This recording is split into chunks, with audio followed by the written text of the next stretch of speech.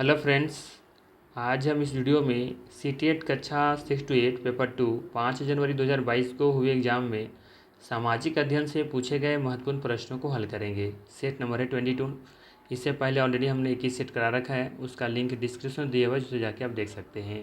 अगर आप बीपीएससी तैयारी 3 और 4 की तैयारी कर रहे हैं तो उसके लिए प्रैक्टिस सेट हम रेगुलर बेसिस पर करवा रहे हैं।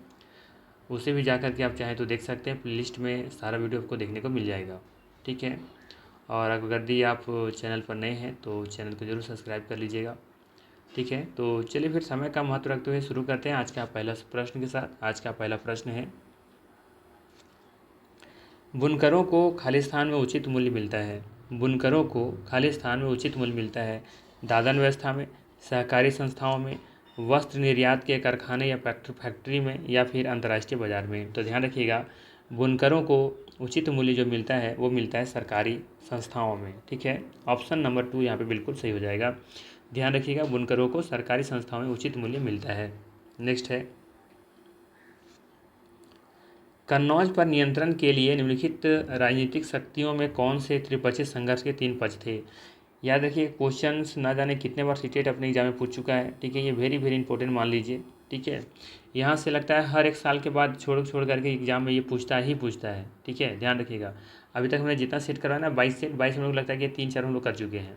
ठीक है, तो ध्यान रखिएगा, ये इंपॉर्टेंट क्वेश्चन है, इसको थोड़ा सा रट ही लीजिएगा। नहीं याद हो तो इसको याद किसी भी तरीके से कर लीजिएगा, क्या पता फिर से एग्जाम में आ जाए।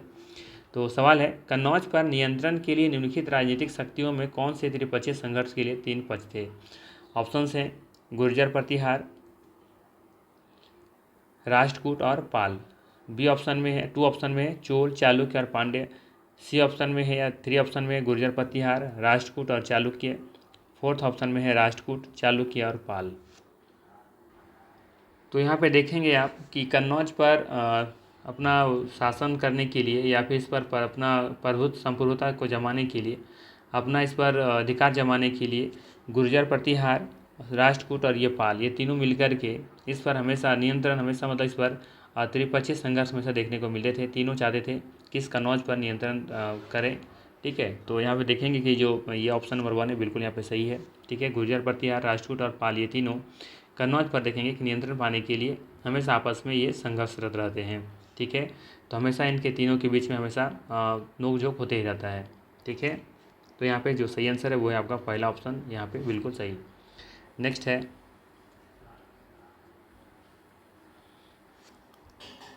अशोक के शिलालेख देश के भीतर और बाहर कई जगहों पर मिले हैं। अशोक के शिलालेख देश के भीतर और बाहर कई जगहों पर मिले हैं।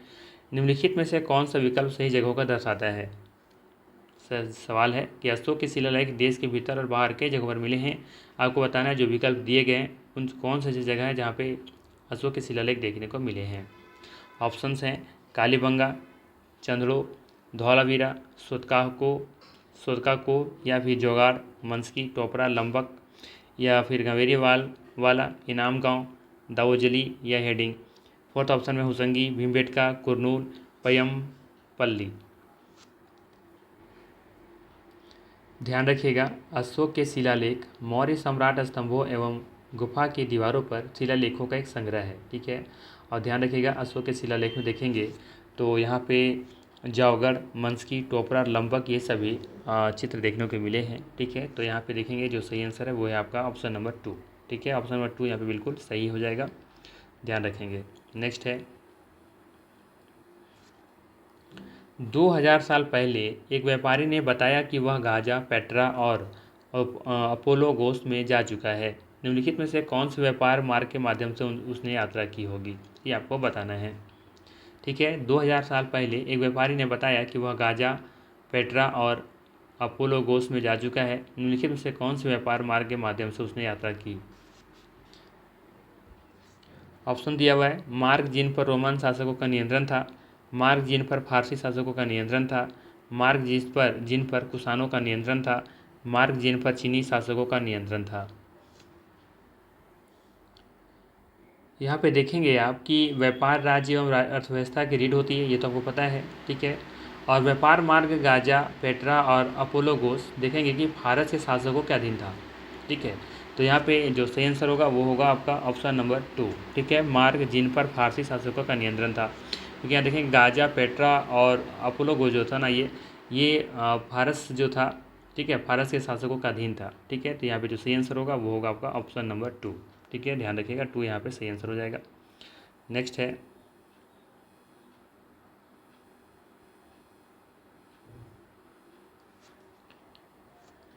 निम्न कथनों को पढ़िए तथा सही विकल्प का चयन कीजिए। कथन एवं दिया है, सम्राट शाहजहां के सिंहासन के पीछे पितरादुरा के जड़ाऊ काम में पौराणिक यूनानी देवता ऑफिसर्स का वीणा बजाते हुए चित्रित किया गया था।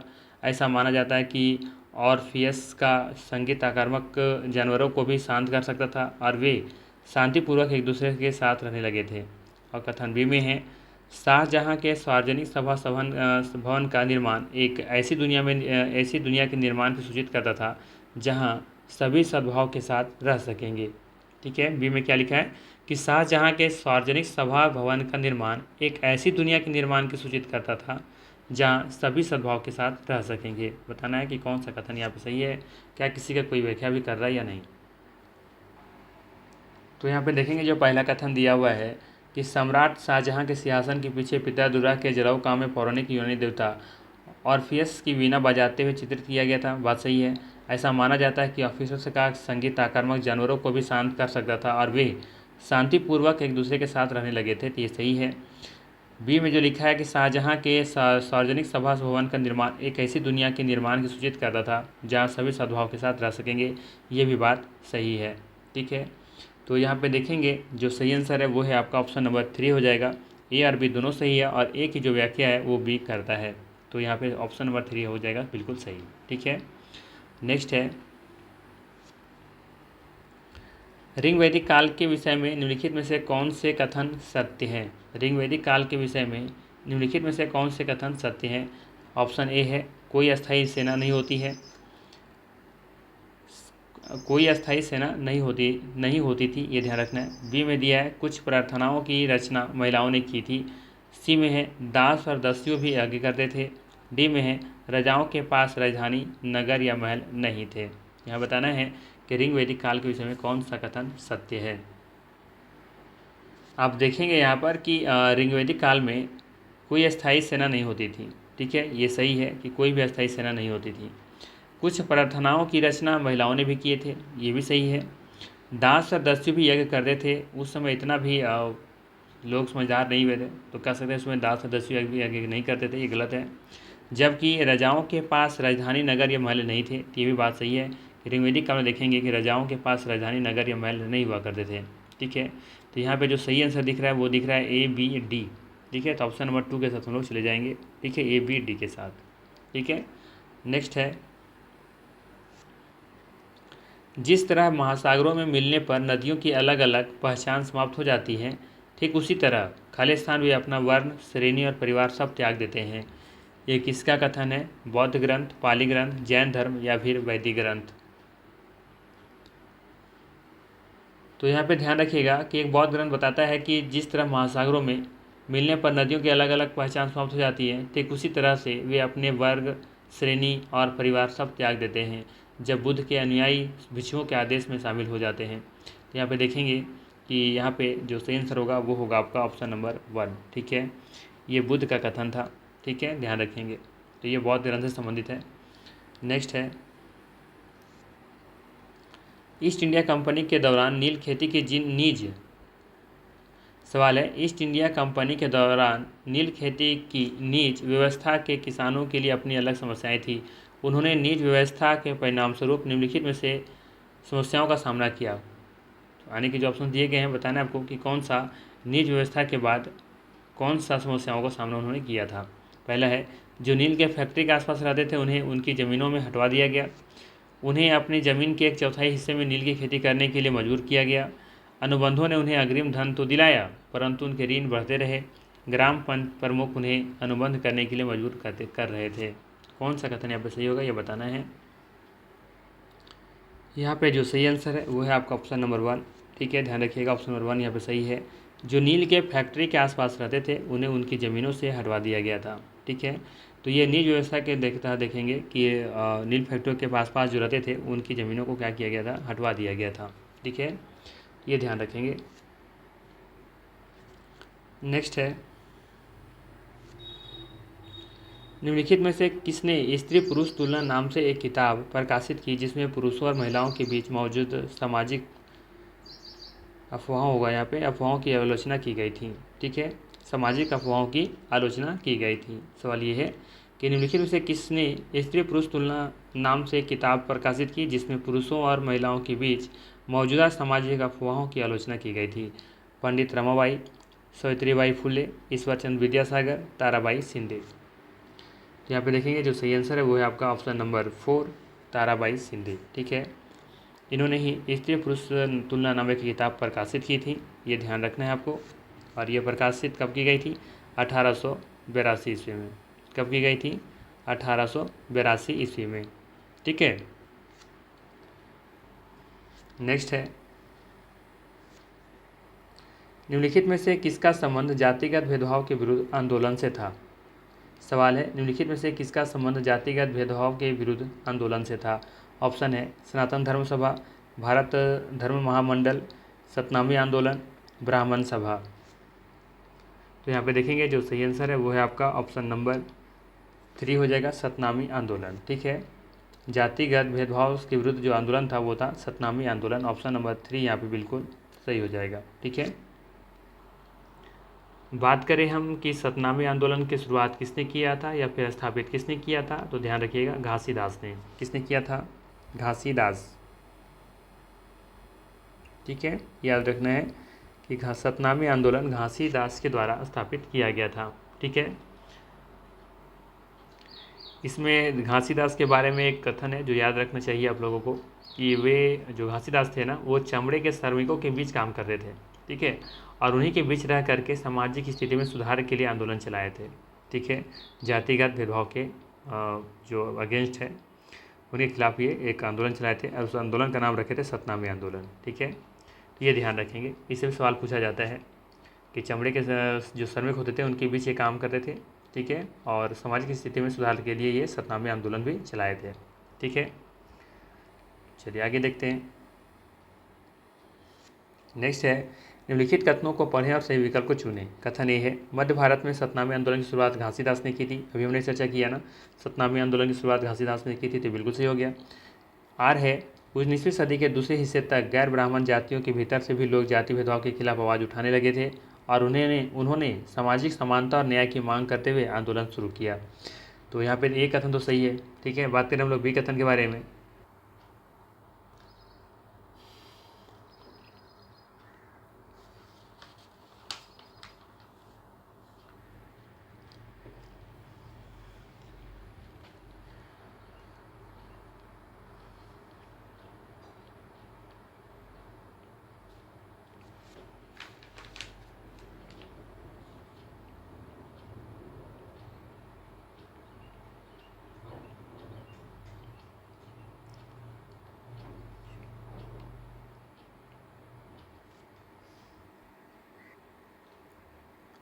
थोड़ा सा जस्ट 1 सेकेंड, थोड़ा सा कुछ इशू आ रहा था। चलिए खैर कोई नहीं, ठीक है। यहाँ पे देखेंगे जो पहला ऑप्शन है कि 1919 के बाद अंग्रेजों के खिलाफ चल रहा संघर्ष धीरे धीरे एक जन आंदोलन में तब्दील होने लगा, जिससे किसान, आदिवासी, विद्यार्थी और महिलाएं बड़ी संख्या में जुड़ते गए और महात्मा गांधी एक जन नेता के रूप में सामने आए। तो ये बात बिल्कुल सही है। ठीक है, यहाँ पे जब देखेंगे कि 1919 के बाद अंग्रेजों के खिलाफ चल रहा जब संघर्ष धीरे धीरे एक जन आंदोलन में तब्दील होने लगा, जिसमें किसान, आदिवासी, विद्यार्थी और महिलाएं बड़ी संख्या में जुड़ते गए और महात्मा गांधी एक जन नेता के रूप में सामने आए थे। ये बात बिल्कुल सही है यहाँ पे। ठीक है, और इसके बाद हम बात करें कि कई बार देखेंगे यहाँ पर कि जो आदिवासी और जो किसान हैं ये गांधीवादी आदर्शों को अनुरूप काम नहीं किए थे। ठीक है, उनके अगेंस्ट भी चले जा रहे थे। ठीक है, क्योंकि गांधी जी देखेंगे यहाँ पर क्या थे, अहिंसावादी थे। ठीक है, लेकिन कभी कभी देखेंगे कि इनके आदर्शों का अनुरूप इन लोगों ने काम नहीं किया था। ठीक है, तो यहाँ पे देखेंगे कि बी कथन भी यहाँ पे सही है। तो यहाँ पे दोनों कथन सही है, तो हम लोग चले जाएंगे ऑप्शन नंबर 3 के साथ। ए और बी दोनों कथन यहाँ पे सही हो जाएगा। ठीक है, नेक्स्ट है, निम्नलिखित में से कौन सी विशेषताएं भारत के संविधान जिसे 26 जनवरी 1950 को लागू किया गया था उसमें मौजूद है?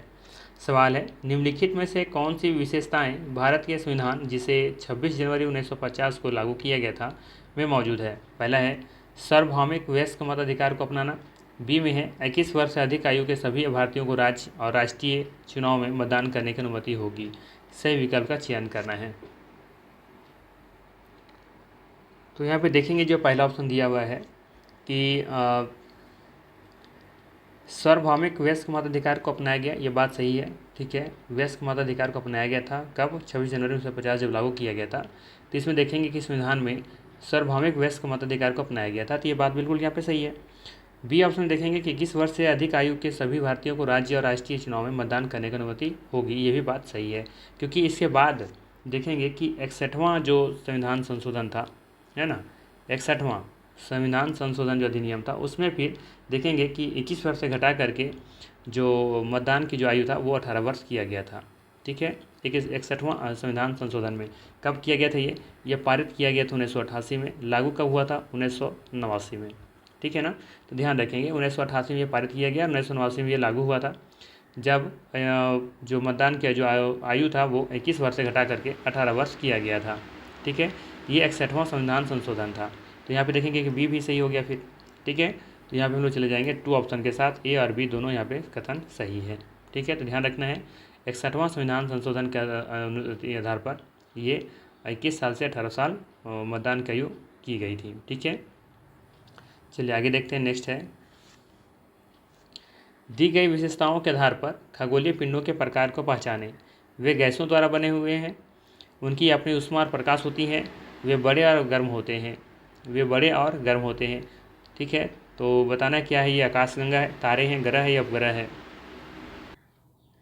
तो यहाँ पे देखेंगे कि ग्रह और तारे जो हैं इनके तो अपने प्रकाश होता नहीं है, तो ये तो इससे गलत हो गया। ठीक है, बचा आकाशगंगा और तारे। तो यहाँ पे देखेंगे कि वे बड़े होते हैं और गर्म होते हैं, तो ये कौन होगा?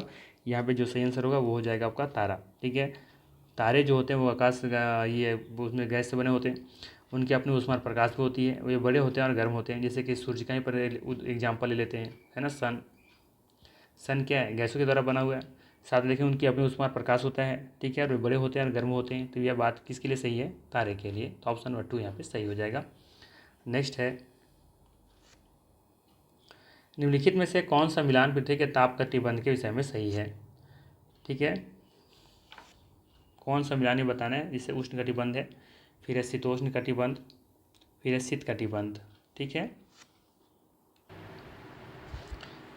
यहाँ पे पहले फिगर से समझिए कि क्या ये कहा जा रहा है। जिससे मान लेते हैं कि अगर ये हमारा ये पृथ्वी है। ठीक है, इस पृथ्वी में देखेंगे कि यहाँ पे कि ये वाला क्या है? ये विषुवत रेखा है। ठीक है ना, और बाकी बात करें हम, ये वाला जो रेखा है ये क्या है? ये कर्क रेखा है ना, और ये वाला क्या है? ये वाला एरिया जो है ये कर्क रेखा का है। तो इसके बीच वाला जो पार्ट है इसको हम लोग क्या बोलते हैं? इसके बीच वाले पार्ट को कहते हैं उष्णकटिबंधीय क्षेत्र। ठीक है, तो यहाँ पे देखेंगे कि ये वाला हमारा हो गया कर्क रेखा और ये हमारा हो गया आपका मकर रेखा। तो कर्क रेखा और मकर रेखा के बीच वाले पार्ट को क्या कहेंगे हम लोग? कर्क रेखा और मकर रेखा के मध्य का क्षेत्र क्या कहेंगे? उष्णकटिबंधीय। तो ए का 1 सही है। तो ए का 1 देख रहे हैं आप लोग, इसमें भी नहीं इसमें भी नहीं है, तो यहाँ पे हो जाएगा 3 और 4 यहाँ पे दिख रहा है अभी। बाकी देख रहे हैं हम लोग आगे शीतोष्ण कटिबंध। ठीक है, तो शीतोष्ण कटिबंध जो होता है, ठीक है, अब आगे बात थोड़ा सा कर लें कि ये वाला जो वृत्त देख रहे हैं ना आप, ये वाला, ये ठीक है, ये वाला जो पार्ट है आपका कर्क रेखा से लेकर के ये वाला, इसे हम लोग क्या बोलते हैं? इसको बोलते हैं ध्रुव विवृत। इसको क्या बोलते हैं? ध्रुव विवृत। ठीक है, इसको बोलते हैं ध्रुव विवृत। ठीक है ना, तो ये ध्रुव विवृत हो गया। इसके बीच वाला पार्ट को क्या कहेंगे? इसके बीच वाला पार्ट को कहेंगे शीतोष्ण कटिबंध। ठीक है, अब यहाँ पे इस बिंदु पे देखेंगे कि यहाँ पे है ध्रुव, ये ध्रुव है। ठीक है, या उत्तरी ध्रुव जो भी कहें आप। ठीक है, ये बिंदु इस पार्ट को, तो ये वाला एरिया को क्या बोलेंगे? शीत कटिबंध बोलेंगे। ठीक है, ये शीत कटिबंध वाला क्षेत्र है। तो यहाँ पे देखिए कि ये वाला पार्ट को पूछा जा रहा है, ये वाला पार्ट ध्रुववृत्त और कर्क रेखा। तो कर्क रेखा और उत्तरी ध्रुव जो वृत्त है इसका मतलब क्या बोलेंगे? शीतोष्ण कटिबंध बोलेंगे। यहाँ पे ये भी सही है, ये भी सही था। अब बात करें शीत कटिबंध, तो शीत कटिबंध हमने कहाँ कहा? ये वाला पार्ट कहा जो कि ध्रुववृत्त और ध्रुव के बीच है। ये वाला है उत्तरी ध्रुववृत्त और उत्तर ध्रुव के मध्य का क्षेत्र। तो ये भी यहाँ पे सही है। तो देखेंगे यहाँ पे बी का 2, सी का 3, तो ऑप्शन नंबर 4 के साथ हम लोग चले जाएंगे। राइट ना, चलिए आगे देखते हैं नेक्स्ट क्वेश्चन क्या है। सवाल है यहाँ पे, दी गई विशेषताओं के आधार पर देशांतर या अम्योत्तर को पहचानें। ठीक है, ये दिया हुआ है कि इस रेखा का मान ये 0 डिग्री है। ठीक है, 0 डिग्री इसको समझिएगा। बी में है कि यह उत्तर ध्रुव के दक्षिण ध्रुव की ओर जाती है। सी में दिया है कि यह ग्रीनविच के मध्य से जाती हैं। सही विकल्प का चयन करना। ये क्या है, 180 डिग्री पूर्व और 180 डिग्री पश्चिम देशांतर है, या फिर ये कर्क रेखा है, या फिर ये भूमध्य रेखा है, या फिर ये प्रमुख अम्योत्तर है। तो देखेंगे यहाँ पे इस रेखा का मान कितना, 0 डिग्री बात हो रहा है यहाँ पे। तो ये 0 डिग्री किसमें देखेंगे, कर्क रेखा, भूमध्य रेखा। तो भूमध्य रेखा हो सकता है, लेकिन कर्क रेखा तो पॉसिबल ही नहीं है। ठीक है, और ये 180 डिग्री बात कर रहा है पूरा, और ये 180 डिग्री पश्चिम देशांतर, ये भी नहीं होगा। यहाँ पे देखेंगे कि बी में दिया है कि उत्तरी ध्रुव और दक्षिण ध्रुव की ओर जाती हैं। ठीक है, तो अम्योत्तर में हो सकता है। ये ग्रीनविच के मध्य से जाती है, तो ये ग्रीनविच के मध्य से कौन जाती हैं, प्रमुख अम्योत्तर जाती हैं। तो ऑप्शन नंबर हम लोग चले जाएंगे 4 के साथ, ये सबसे सटीक आंसर है यहाँ पे, प्रमुख अम्योत्तर। ठीक है, आपको यहाँ पे ध्यान रखना है कि यह दक्षिण पूर्व लंदन में ग्रीनविच से होकर गुजरती हैं। कौन, प्रमुख अम्योत्तर। ठीक है, प्रमुख अम्योत्तर जो है दक्षिण पूर्व लंदन में ग्रीनविच से होकर गुजरती हैं, और इसीलिए इसे हम लोग कभी कभी क्या कहते हैं, ग्रीनविच मेरिडियन भी कहते हैं। ठीक है, कभी कभी से हम लोग क्या कह देते हैं, ग्रीनविच मेरिडियन। ठीक है, तो ध्यान रखेंगे। तो ऑप्शन नंबर यहाँ पे 4 सही हो जाएगा। नेक्स्ट है, निम्नलिखित में से कौन सा मिलान अक्षांश और देशांतर रेखाओं के लिए सही है। भारतीय मानक अम्योत्तर 0 डिग्री, अच्छा मैच करना, वैसे ग्रीनविच अम्योत्तर है, दक्षिणी ध्रुव विपरीत है, और कर्क रेखा है। तो यहाँ पे देखेंगे कि जो भारतीय मानक अम्योत्तर है वो कितना डिग्री पर है, ये जानते हैं। मतलब भारतीय मानक अम्योत्तर जो है वो 82.5 डिग्री पर है ना। तो यहाँ पे ए का 4 हो जाएगा सही आंसर, ए का 4 होना चाहिए। ठीक है, हम लोग पहले मिला लेते हैं यहाँ पे। इस बार बात करें हम बी का, तो बी में देखेंगे ग्रीनविच अम्योत्तर, ये देखें ग्रीनविच जो है वो 0 डिग्री पर है, तो ये हो जाएगा ऑप्शन नंबर 1।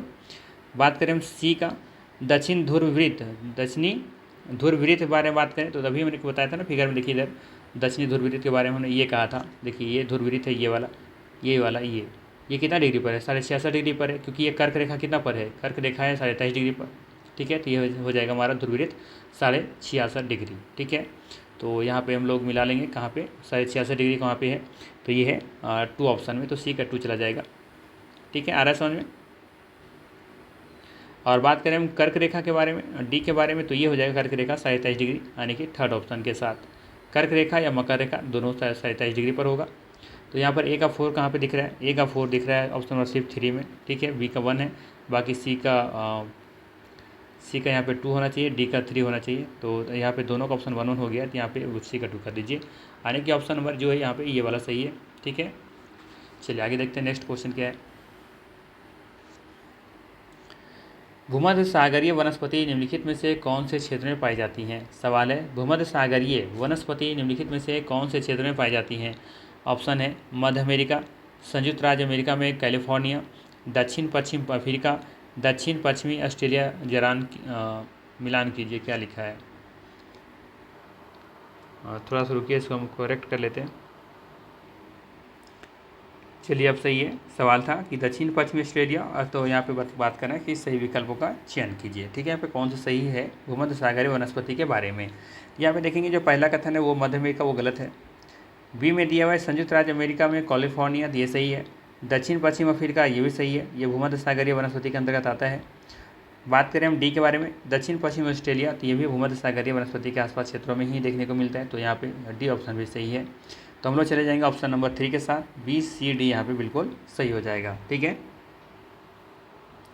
ध्यान रखना है भूमध्य सागरीय वनस्पति के क्षेत्रों में शुष्क ग्रीष्मकाल एवं हल्की वर्षा वाली सर्दियाँ होती हैं। और साथ साथ देखेंगे कि भूमध्य सागरीय वनस्पति इसके अलावा यूरोप, अफ्रीका और एशिया में भूमध्य सागर के आसपास के क्षेत्रों में पाई जाती हैं। ठीक है, ये ध्यान रखना है आपको। तो यहाँ पे हम लोग बी सी डी के साथ जाएंगे, तो 49 का यहाँ पे 3 सही आंसर हो जाएगा। नेक्स्ट है, नीचे लिखे कथन को पढ़कर सही विकल्प चुनें। कभी कथन ए में दिया है पृथ्वी की 3/4 सतह जल से ढकी है। रीजन में दिया है कि पृथ्वी की सतह पर साफ पानी से अधिक खारा पानी है। पृथ्वी की 3/4 सतह जल से ढकी है। कारण दिया हुआ है कि पृथ्वी की सतह पर साफ पानी से अधिक खारा पानी है। पृथ्वी की सतह पर साफ पानी से अधिक खारा पानी है। बताना है कौन सा कथन सही है, कौन सा गलत है, क्या कोई किसी का व्याख्या कर भी रहा है या नहीं। तो पहला चीज़ तो देखेंगे यहाँ पर कि जो पहला दिया है ना कि पृथ्वी की 3/4 सतह पर जल है, तो ये तो सही है। और जो रीजन दिया है कि पृथ्वी की सतह पर साफ पानी से अधिक खारा पानी है, ये भी सही है। इसका मतलब ये नहीं कि इसी वजह से पृथ्वी के 3/4 सतह पर जल से ढकी है। क्या ऐसा कोई रीज़न लग रहा है? नहीं ना। तो यहाँ पे देखेंगे कि कथन दोनों सही है, ठीक है। तो यहाँ पे ए और बी दोनों सही है, लेकिन ए आपके सही व्याख्या नहीं कर रहा है, तो ऑप्शन नंबर 2 के साथ हम लोग जाएंगे, ठीक है। क्योंकि यहाँ कोई ज़रूरी नहीं कि 3/4 होगा तो उसी वजह से खारा पानी जो है सो ज़्यादा है, ऐसा कुछ भी नहीं है। तो यहाँ पे कोई भी इसका रीज़न नहीं है ये, तो हम लोग जाएंगे ऑप्शन नंबर 2 के साथ। नेक्स्ट है, निम्नलिखित प्रक्रियाओं में से जल चक्र में निहित प्रक्रियाओं को चुनें। संघनन, आत्पन, वाष्पीकरण, वृष्टिपात या वर्षण। क्या होगा यहाँ पे?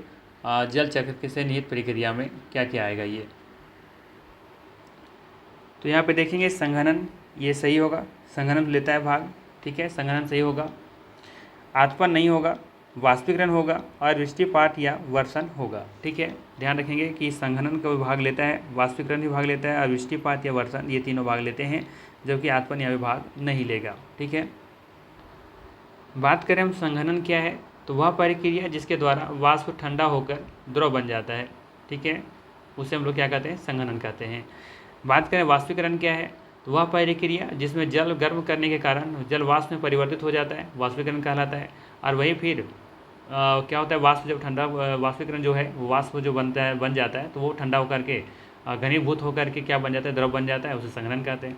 तो ये भी भाग लेता है वाष्पीकरण, और ठीक है। और उसी का वो जब संघनन बंद होकर के जब बूंद का रूप लेता है और जब वर्षा के रूप में पृथ्वी पर गिरती है, तो फिर वर्षण कहते हैं, वृष्टिपात कहते हैं। तो डी ऑप्शन यहाँ पे सही है, आत्मन यहाँ से कोई संबंध नहीं है। तो हम लोग जाएंगे ACD के साथ, ऑप्शन नंबर 2 के साथ जाएंगे, ठीक है ना। नेक्स्ट है, स्थल समीर, समुद्री समीर और लू कौन सी पवन है?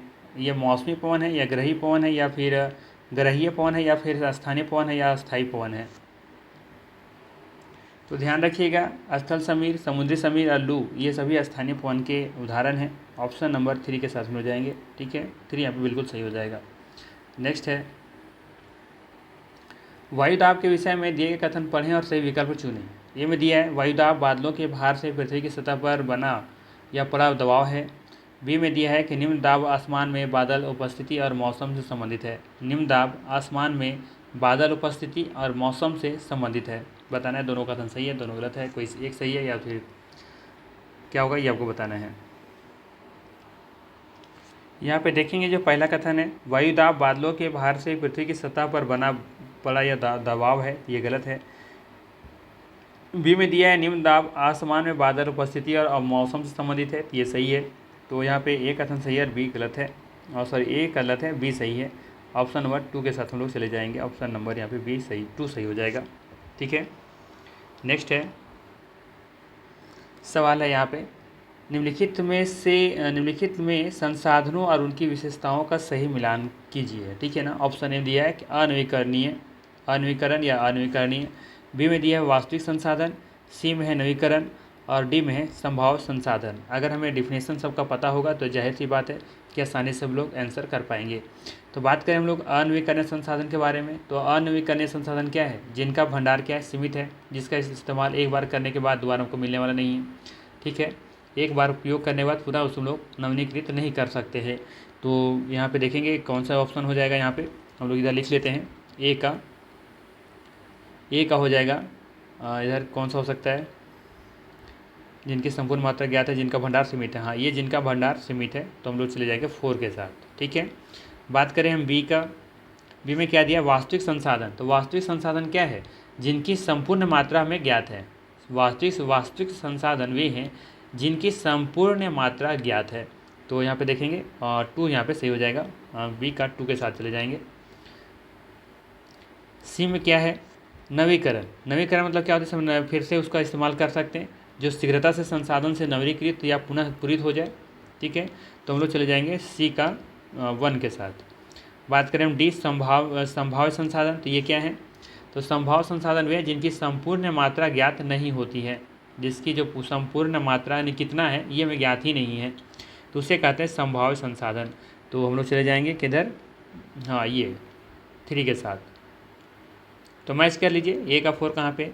ए का 4 सिर्फ दिख रहा है 4 नंबर में, बी का 2, सी का 1 और डी का 3। ठीक है, तो ऑप्शन नंबर 4 यहाँ पे बिल्कुल सही हो जाएगा। ध्यान रखेंगे, अनविकरणीय संसाधन जिनका भंडार सीमित है, वास्तविक संसाधन जिनका संपूर्ण मात्रा ज्ञात है, नवीकरणीय संसाधन जो शीघ्रता से नवीनीकृत हो जाए, संभाव्य संसाधन जिनकी संपूर्ण मात्रा ज्ञात नहीं है।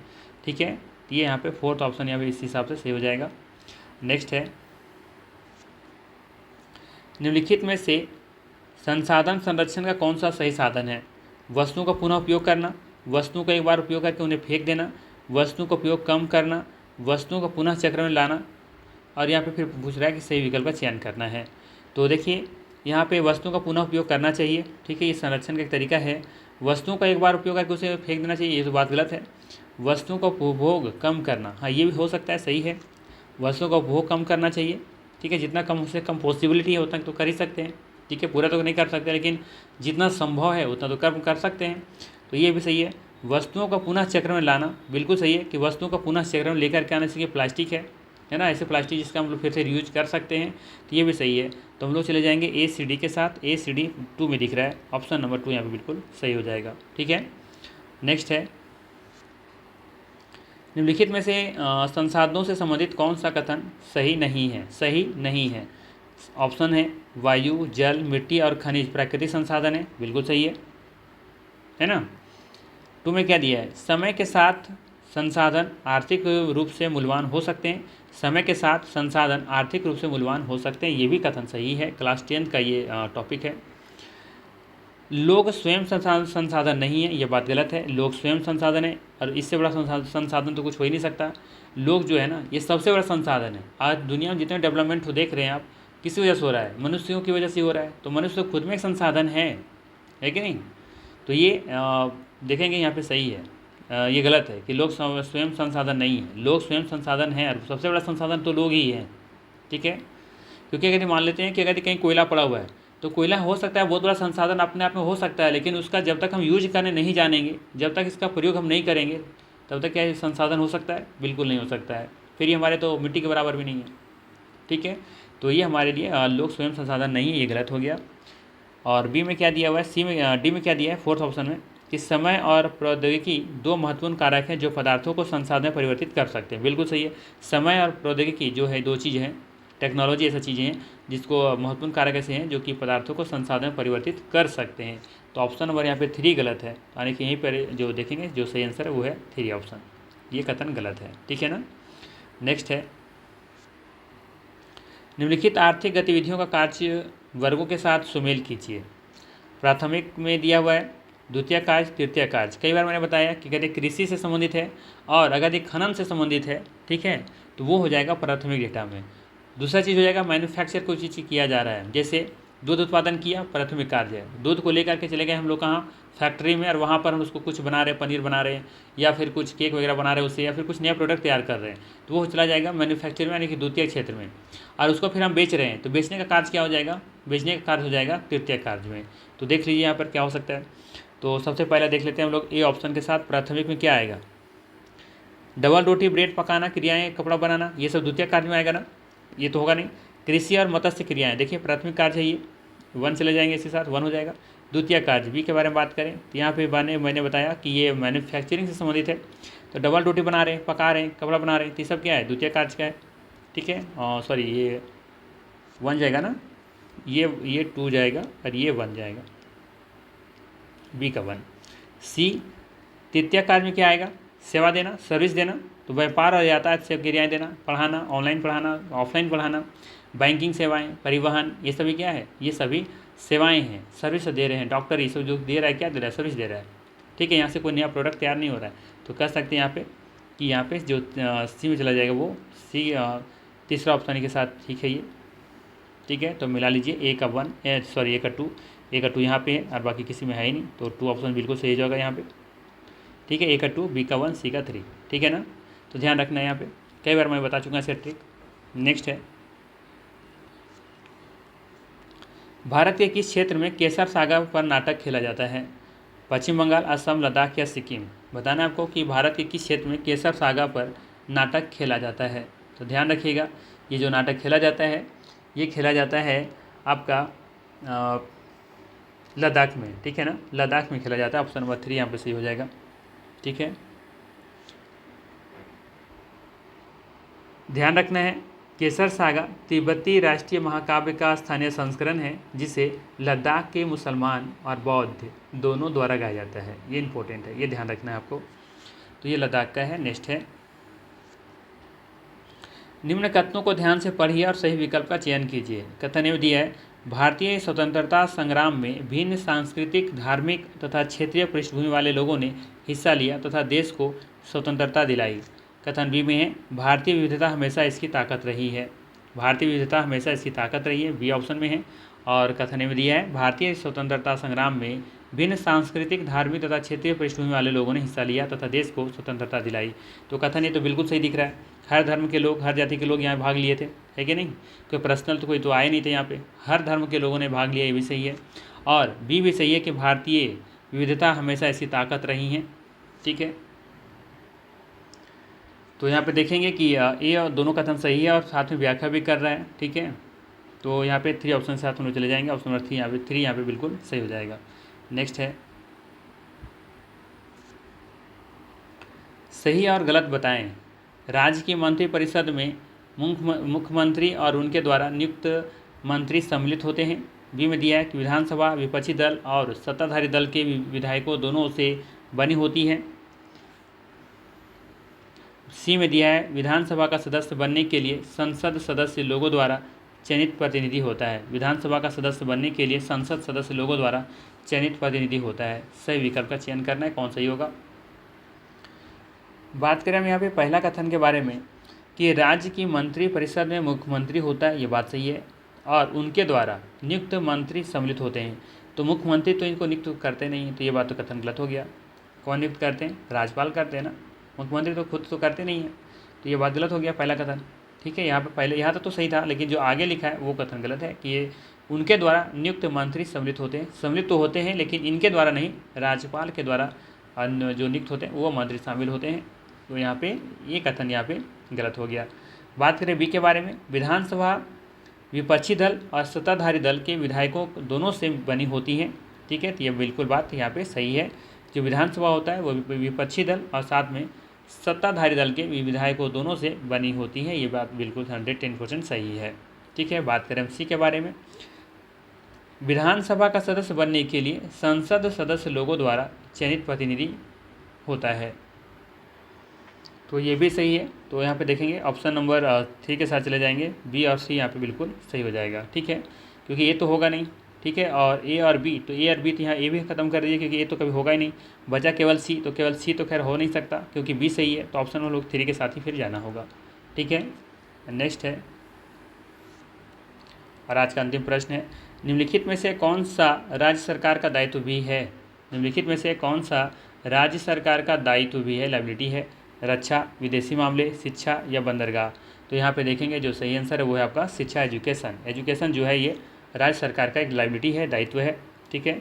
बाकी रक्षा देखेंगे, विदेशी मामले और बंदरगाह ये सभी केंद्र सरकार का दायित्व होता है, ठीक है। इनका देख रेख करना, इनके बारे में नियम कानून बनाना, ठीक है। तो यहाँ पे देखेंगे जो ऑप्शन सही है, यहाँ पे 3 ऑप्शन बिल्कुल सही है। ये थे जो इंपॉर्टेंट क्वेश्चन जो पूछे गए थे, मैंने डिस्कस किया। अगर वीडियो अच्छा लगा तो लाइक ज़रूर कीजिएगा। बाकी मिलते हैं हम लोग फिर नेक्स्ट वीडियो में। Thanks for watching.